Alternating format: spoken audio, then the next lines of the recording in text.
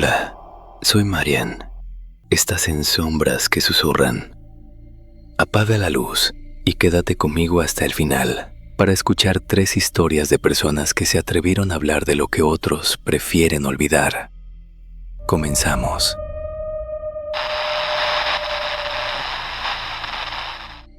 Me llamo Héctor. Durante muchos años he trabajado como velador nocturno. He pasado por fábricas, bodegas, un supermercado que siempre olía a humedad, pero nada me marcó tanto como un edificio de oficinas que, oficialmente, estaba vacío. Todo comenzó cuando la empresa de seguridad para la que trabajaba ganó el contrato de vigilar un edificio corporativo en reacondicionamiento. Eso nos dijeron. En realidad, llevaba casi 2 años medio abandonado. Solo algunos pisos tenían movimiento de día, con gente de mantenimiento y de una constructora que entraba y salía con cascos, planos y herramientas. De noche, en teoría, solo nos quedábamos nosotros, 2 guardias. Mi compañero se llamaba Mauricio. Era mayor que yo, de unos 50 años, con la actitud de alguien que ya había visto de todo y que no se asustaba fácilmente. Entre los demás veladores se decía que si te tocaba turno con él, podías estar tranquilo, porque era de los que resolvían todo sin perder la calma. El primer día que me asignaron ahí, llegué poco antes de las 10 de la noche. El edificio imponía. 12 pisos de cristal oscuro, un lobby amplio con un eco raro en cada paso, y una avenida que, a esa hora, se iba quedando silenciosa. Dentro, en la caseta de vigilancia, estaba el panel de cámaras. Pasillos, elevadores, escaleras, estacionamientos y azotea. No todas funcionaban bien. El administrador siempre repetía que todavía estaban revisando el sistema. En esa caseta fue donde conocí a Mauricio. Estaba con su café y una radio vieja con música casi al mínimo. Me preguntó por mi experiencia, me explicó la rutina y me habló del edificio. Insistía en que arriba, del 5º piso en adelante, todo estaba vacío. Ni mobiliario, ni oficinas activas, ni nada de valor. Según él, lo único que debíamos cuidar por las noches eran los primeros pisos y el estacionamiento. La rutina era sencilla. Rondines cada hora por los primeros 4 niveles y por el estacionamiento. De los pisos 5 al 12, solo si alguna alarma se activaba o si veíamos algo raro en las cámaras.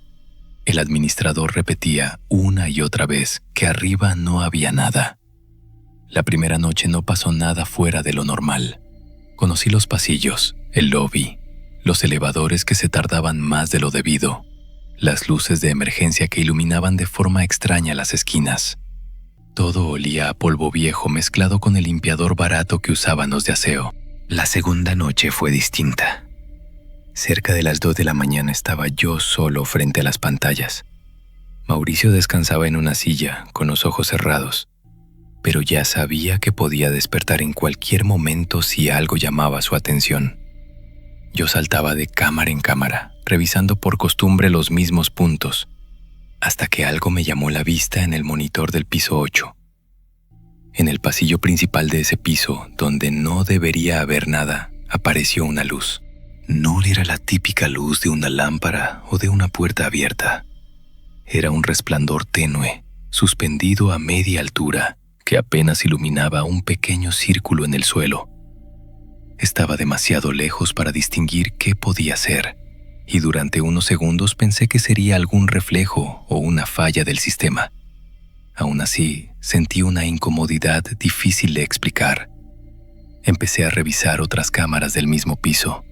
En la de la escalera de servicio, al fondo, se veía una sombra muy delgada, justo en la línea donde la luz del sensor dejaba de alcanzar.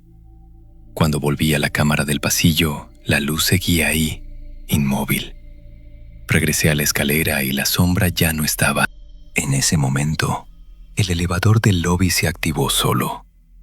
Vi en la pantalla cómo la cabina empezaba a subir sin que nadie hubiera entrado, porque yo tenía a la vista la cámara del lobby y no había movimiento. La pantalla del elevador marcó piso tras piso, hasta detenerse en el 8. En la cámara del interior del elevador, por un segundo, la imagen se distorsionó. Fue como si algo muy oscuro pasara frente al lente en un parpadeo. No alcanzabas a distinguir forma, solo un fragmento de oscuridad demasiado densa. Cuando las puertas se abrieron en el piso 8, la cámara del pasillo mostraba la misma luz suspendida, pero ahora un poco más cerca del elevador. Dentro de la cabina, durante unos cuadros, se notaba una especie de mancha negra pegada al techo, algo que parecía no pertenecer a ese espacio. La luz del pasillo empezó a moverse. No avanzaba como lo haría una persona caminando. No se marcaban pasos ni sombras alargadas en el suelo. Simplemente se deslizaba por el aire, acercándose muy lentamente a la cámara. El pasillo seguía vacío, sin puertas abriéndose, sin sombras humanas. Solo ese círculo de luz flotando unos centímetros sobre el piso. Yo ya tenía el manojo de llaves en la mano, preparado para subir y revisar. Era lo que se supone que debía hacer. Comprobar que no hubiera intrusos, descartar cualquier riesgo. Pero algo en mí se resistía. No había registrado ninguna puerta abierta, ningún acceso usado, ningún movimiento previo al que pudiera culpar de aquello. Mientras dudaba, la imagen del pasillo cambió de golpe. La luz se había colocado justo debajo de la cámara. La pantalla se veía casi quemada, blanca en el centro, sin permitir ver más allá de ese resplandor. En ese mismo instante, el elevador empezó a bajar solo, marcando los pisos en la pantalla. 7, 6, 5. Sentí que algo no iba bien cuando vi el reflejo del interior de la caseta en una de las cámaras del lobby. La cámara que apuntaba hacia la entrada de cristal alcanzaba a tomar de refilón una parte de la caseta. En la pantalla me vi a mí mismo, de espaldas, frente a los monitores, y sobre mi cabeza, pegada al techo, se empezaba a formar una mancha oscura muy parecida a la que había visto en el elevador. En la realidad, si volteaba hacia arriba no veía nada.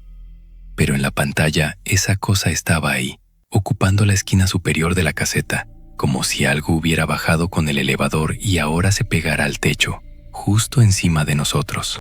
Esa sensación fue peor que todo lo demás. Sentir que lo que estaba ocurriendo en las cámaras no se limitaba ya a los pisos vacíos, sino que había llegado hasta el único lugar donde se suponía que estábamos seguros. Durante varios minutos, la mancha empezó a aparecer en diferentes cámaras, siempre pegada al techo, siempre en las esquinas, en el estacionamiento, en los pasillos del primer piso, en la escalera, nunca en el centro de la imagen, nunca en un lugar donde fuera fácil de ignorar. Parecía moverse siguiendo un recorrido invisible, como si conociera de memoria la estructura del edificio. No se escuchaban pasos, ni golpes, ni puertas. Nada se movía en el mundo real. Todo pasaba solo en las pantallas. En un momento, la cámara de la caseta volvió a mostrarme. Esta vez, la cosa del techo se veía más definida. La mancha se hacía más densa, y de ella salía algo que se insinuaba como una extremidad demasiado larga, que bajaba lentamente hacia mí. No tenía forma clara de mano o de brazo, pero se estiraba en mi dirección. En el monitor parecía que estaba a unos centímetros de mi cabeza. Yo seguía sin ver nada encima de mí, pero el aire se sentía pesado, denso, como si el techo estuviera bajando. Esa fue la gota que derramó el vaso. Esa noche, ninguno de los dos volvió a sentarse frente a las pantallas hasta que amaneció. Nos alejamos de la caseta y del panel de cámaras, evitando incluso mirarla de reojo. Esperamos la salida de turno con una mezcla de miedo y vergüenza, sabiendo que si contábamos exactamente lo que habíamos visto, nadie nos iba a tomar en serio. Con el tiempo, supe que eso no había sido un incidente aislado. Mauricio me confesó, más adelante, que ya antes había notado cosas raras en las cámaras de los pisos altos. Sombras que aparecían solo en los monitores, luces que se encendían en lugares sin instalación, distorsiones que seguían una especie de ruta por todo el edificio. Lo que nunca había pasado, según él, era que esa cosa, o lo que fuera, bajara hasta la caseta. Poco después pidió su cambio. No tardaron en concedérselo. Yo resistí un poco más, quizá por necesidad, quizá por orgullo, pero cada noche era peor. Empecé a revisar el techo de cualquier lugar donde trabajara. Empecé a sentir que algo se pegaba a las esquinas de las habitaciones, aún fuera de ese edificio. Y al final también pedí salir de ahí. Tiempo después, un excompañero me contó que la empresa de seguridad volvió a cambiar. Los nuevos veladores duraron muy poco. Uno de ellos, según me dijo, renunció asegurando que había visto algo colgado del techo en el reflejo de un elevador. Exactamente la misma descripción que yo había intentado no repetirle a nadie. Sé que lo que te cuento suena imposible, pero necesito compartirlo en algún lado. Ahora, cada vez que entro a un turno de noche, lo primero que hago es mirar hacia las esquinas del techo, buscar manchas, sombras que no deberían estar ahí. No veo nada, pero a veces tengo la certeza de que, en alguna parte, en alguna cámara que no estoy mirando todavía, algo como esa cosa volverá a aparecer. Mi nombre es Luis. También soy velador nocturno, como muchos de los que te escuchan. Y aunque sé que tu canal es de cosas paranormales, lo que voy a contarte no empezó con un fantasma ni con una sombra, sino con un error muy humano del que todavía no puedo perdonarme. Hace unos años trabajaba en un complejo de bodegas a las afueras de la ciudad. Eran varias naves industriales alineadas una junto a la otra, separadas por pasillos largos de concreto. De día aquello estaba lleno de camiones, montacargas, ruido y gente. De noche, en cambio, quedábamos solo 2 guardias para vigilar todo. Mi compañero en la caseta de la entrada principal y yo haciendo rondines interiores. Cada nave tenía un número y un candado distinto. A nosotros nos tocaba revisar que las cadenas estuvieran bien puestas, que no hubiera puertas forzadas ni cortinas mal cerradas. Sonaba sencillo, pero el lugar tenía algo que lo hacía pesado incluso antes de que pasara nada raro. Era demasiado silencio para un espacio tan grande. De todas las bodegas, había una que nadie quería rentar. Oficialmente estaba vacía, cerrada hasta nuevo aviso por cuestiones de papeles. Era la nave 7. No tenía letreros de empresa, ni movimientos de día, ni camiones asignados. Solo estaba ahí, con su cortina metálica oxidada y sus candados brillando más nuevos que los de las otras puertas. Desde el primer día nos dijeron que no teníamos que entrar nunca a esa bodega. Solo comprobar que los candados siguieran en su lugar y anotar la hora del rondín en nuestra bitácora. Eso era todo. Sonaba fácil, pero con el tiempo la nave 7 se convirtió en el punto al que menos me gustaba llegar. En las madrugadas, cuando el viento corría por entre los pasillos, esa cortina sonaba diferente. El metal parecía vibrar más que las demás, como si algo por dentro empujara de vez en cuando.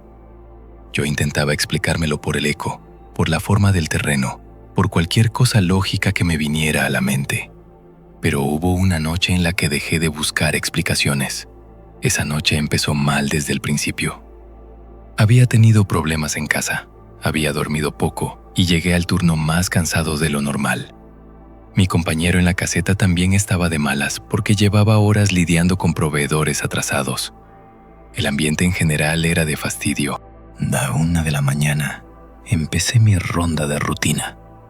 Revisé la nave 1, luego la 2, la 3, todo normal.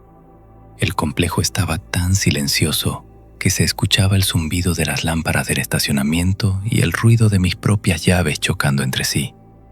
Cuando me acerqué a la nave 7, algo me llamó la atención. Uno de los candados no estaba bien cerrado. La cadena pasaba por los eslabones, pero el seguro no había terminado de encajar. Parecía que alguien la había cerrado con prisa o con poco cuidado. Me molesté, pensando que quizá en el turno de la tarde habían sido descuidados.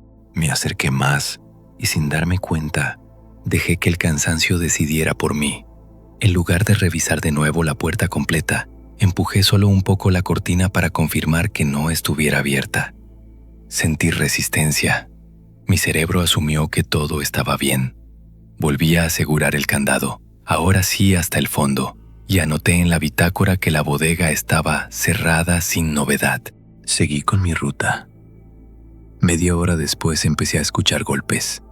Eran golpes secos, espaciados, como si alguien estuviera lanzando algo pesado contra una pared. Al principio pensé que venían de fuera del complejo, quizá de algún taller cercano que siguiera trabajando de noche, pero lo raro era que se sentían más fuertes conforme avanzaba entre las bodegas. En el pasillo donde estaban las naves 5, 6 y 7, el aire se sentía distinto, más frío, más cargado. Los golpes ya no eran tan espaciados, sonaban desesperados, como si alguien estuviera empujando con todo su cuerpo contra una puerta metálica. Me detuve a mitad del pasillo. Miré a mi alrededor. Todo estaba aparentemente en su lugar, las cortinas alineadas, las cadenas brillando bajo las luces amarillas, ni un solo vehículo en los estacionamientos laterales. Y, sin embargo, los golpes seguían. Me tomó unos segundos darme cuenta de que no venían de los lados, sino de frente, de la nave 7. En ese momento no pensé en fantasmas ni en cosas sobrenaturales. Lo único que cruzó por mi mente fue una posibilidad concreta y horrible. Alguien se había quedado encerrado adentro. Recordé el candado mal cerrado. Recordé lo poco que había empujado la cortina, el modo automático con el que la había terminado de asegurar. Sentí que el estómago se me iba al suelo. Corrí hacia la puerta con las llaves en la mano. A cada paso los golpes se hacían más urgentes, más rápidos. Cuando estuve frente a la nave 7, todo se quedó en silencio. Me quedé inmóvil, con la mano sobre la cadena. No se escuchaba nada del otro lado, ni una voz, ni un quejido, ni una respiración. Solo el zumbido lejano de las lámparas y el eco de mis propios latidos en los oídos. Aún así, abrí los candados. Me costó trabajo porque la cadena estaba tensa, como si algo por dentro la hubiera estado jalando. Al final, logré soltarla y levanté la cortina hasta la mitad, lo suficiente para poder entrar con la lámpara encendida. Lo primero que noté fue el olor. No era un olor a muerto, ni a humedad, ni a basura. Era un olor muy fuerte a polvo removido, a madera vieja, a plástico que se recalienta, como si de golpe hubieran abierto una caja que llevaba demasiado tiempo cerrada. La bodega estaba llena de estantes vacíos, alineados hasta el fondo. El haz de la lámpara recorría pasillos silenciosos y esquinas con telarañas. No vi a nadie. No escuché nada. Caminé hacia el centro, llamando en voz alta, preguntando si había alguien.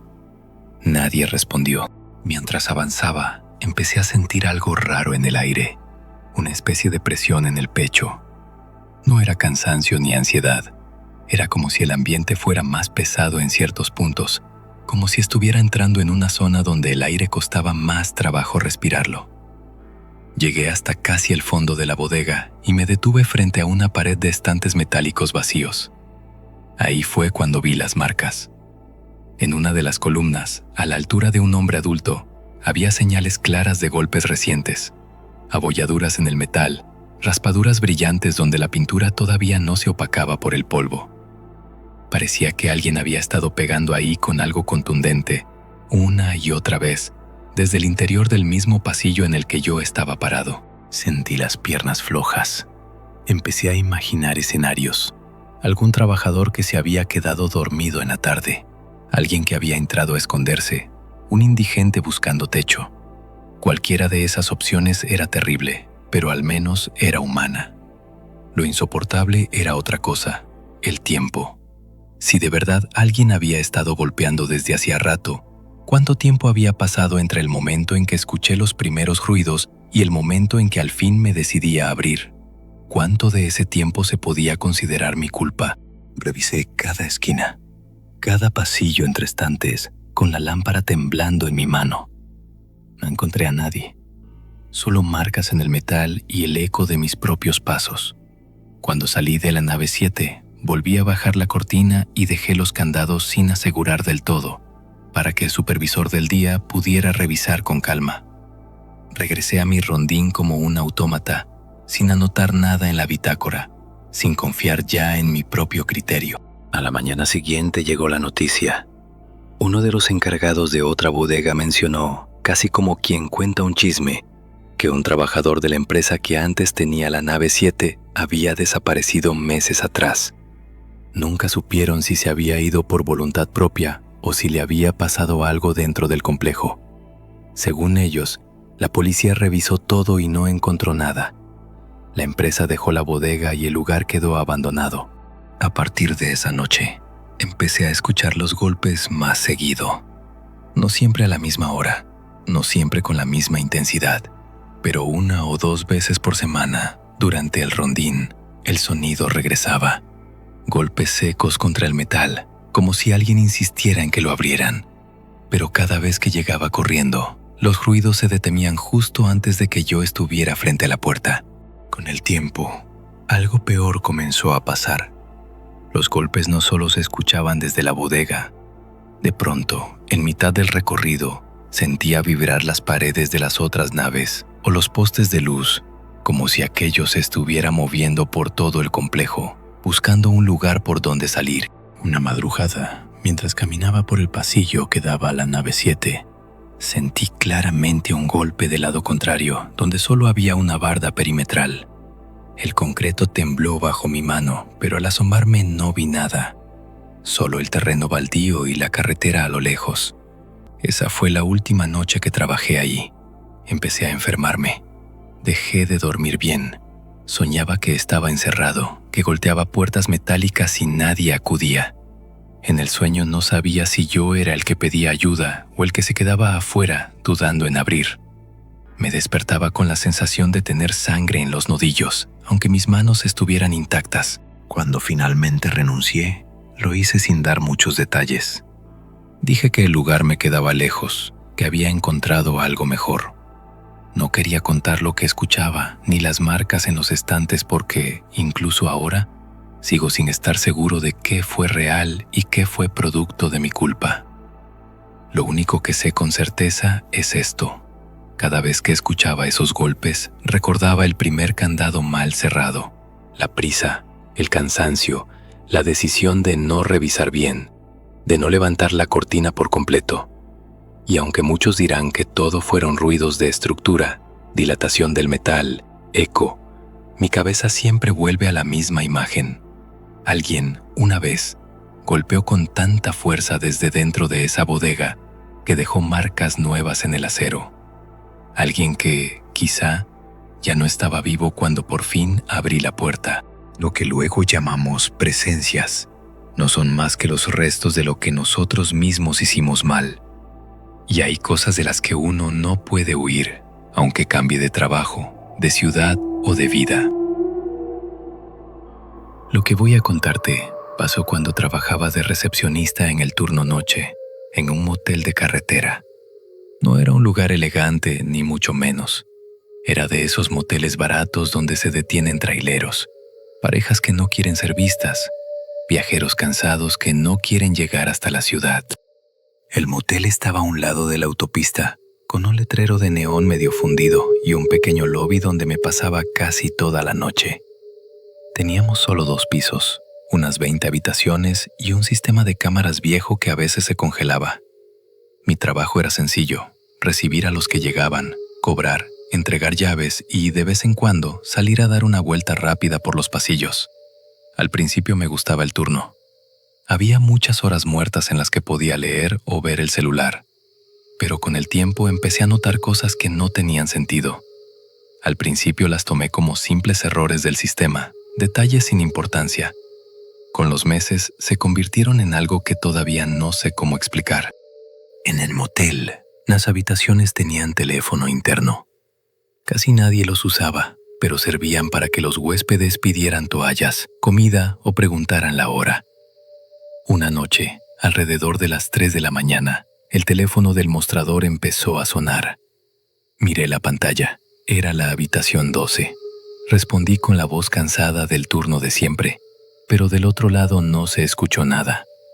Solo un ruido muy bajo, como de estática o de alguien respirando muy lejos del auricular. Pensé que quizá el huésped se había quedado dormido con el teléfono en la mano, o que había marcado sin querer. Colgué. A los pocos segundos volvió a sonar. Otra vez la 12. Volví a responder.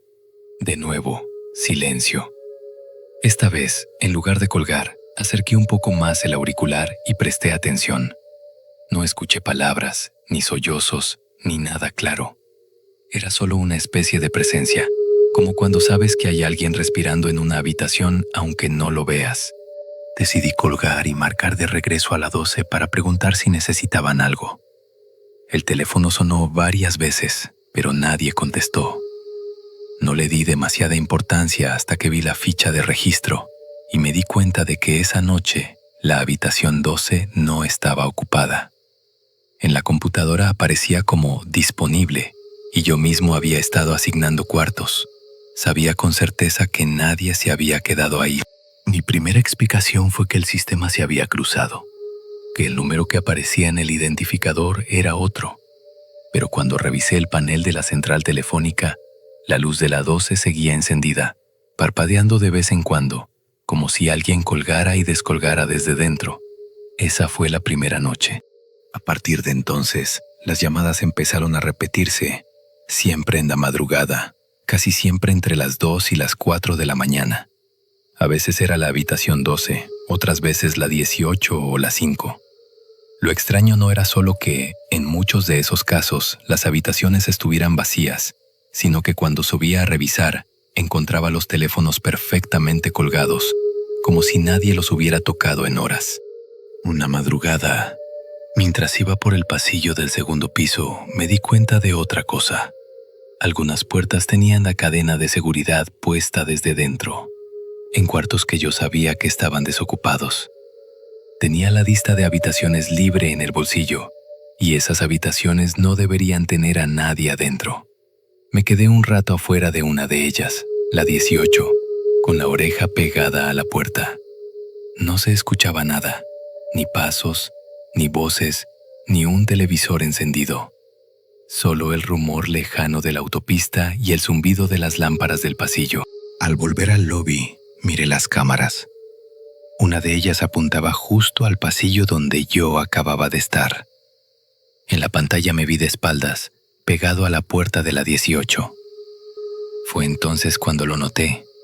En el borde inferior de la imagen, alineadas en el suelo, había sombras que no correspondían a nada visible. Parecían sombras de pies, desnudos, de varias personas paradas dentro de la habitación, justo detrás de la puerta, quietas, como si estuvieran mirando hacia donde yo estaba pegado. Cuando levantaba la vista del monitor y miraba hacia el pasillo real a través de la ventana, no había nada en el umbral, ninguna luz filtrándose por debajo de la puerta. Pero en la pantalla esas sombras estaban ahí, densas, bien definidas. La imagen se quedó grabada en mi cabeza. Con el tiempo, empecé a notar un patrón. Las llamadas de habitaciones vacías casi siempre venían de cuartos donde antes habían pasado cosas fuertes. Peleas, intentos de suicidio, parejas que se iban sin pagar y dejaban todo destrozado. No tenía todos los detalles, pero los empleados de día disfrutaban contando chismes, y yo iba armando la historia de cada habitación como podía.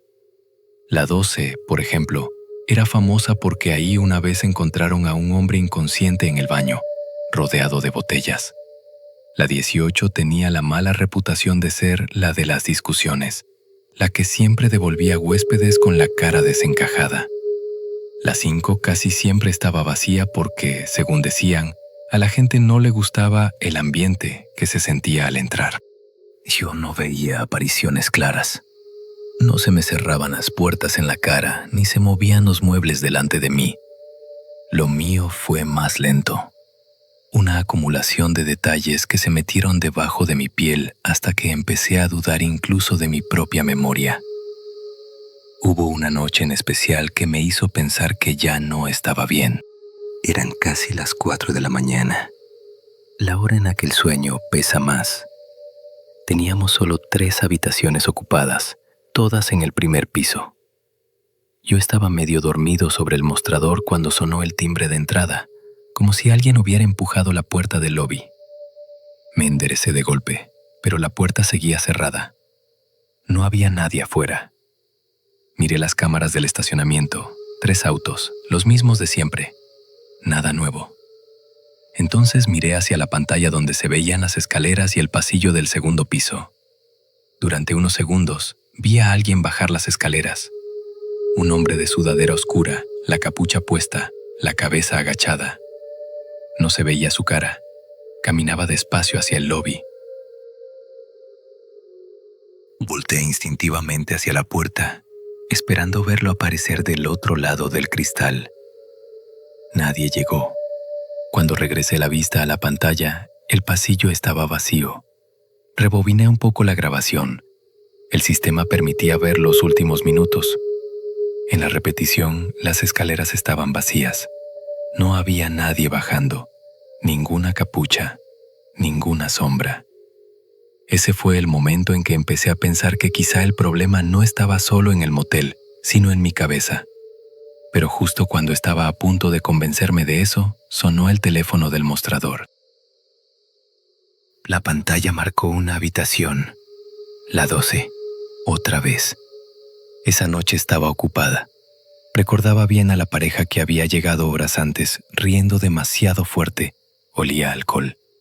Respondí esperando que fuera otra de esas llamadas silenciosas. Pero esta vez se escuchaban cosas. Sollozos, golpes contra la pared, un murmullo que no podía entender del todo. Colgué. Marqué desde el lobby a la 12. El tono sonó varias veces. Nadie contestó. Volví a llamar. Nada. Cuando regresé la vista al monitor en el lobby, la cámara que daba al pasillo del primer piso mostraba la puerta de la 12. Yo no estaba ahí. No había nadie en el cuadro. Pero, otra vez, debajo de la puerta se veían claramente sombras de pies, varias, apuntando hacia afuera como si se hubieran acercado a escuchar mi respiración. A la mañana siguiente, la pareja de la 12 salió como si nada. Pagaron, se fueron. No parecían haber pasado mala noche. Nadie se quejó de ruidos, de llamadas, de nada. Yo sí me quejé, por dentro. Terminé renunciando unas semanas después. No hice escándalo, no conté nada. Solo entregué el uniforme y las llaves y salí de ahí sin mirar atrás. El encargado quiso convencerme de quedarme.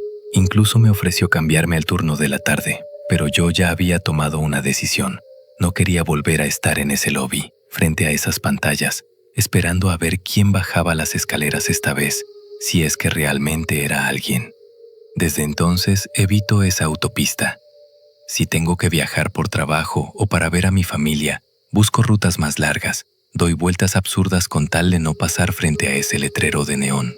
Prefiero perder tiempo y dinero antes que volver a ver, aunque sea de reojo, la fachada del motel. A veces, cuando alguien menciona ese tramo de carretera o me enseña fotos de viajes por esa zona, cambio de tema. No es que tenga miedo de que algo me siga. Es que no quiero volver a pensar en lo que se quedaba ahí adentro, en esas habitaciones vacías, marcando a recepción como si el turno nunca terminara. No quiero recordar nada que tenga que ver con ese lugar.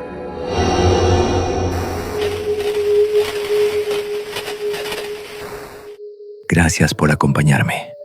Suscríbete y activa la campanita para no perderte las próximas historias escalofriantes.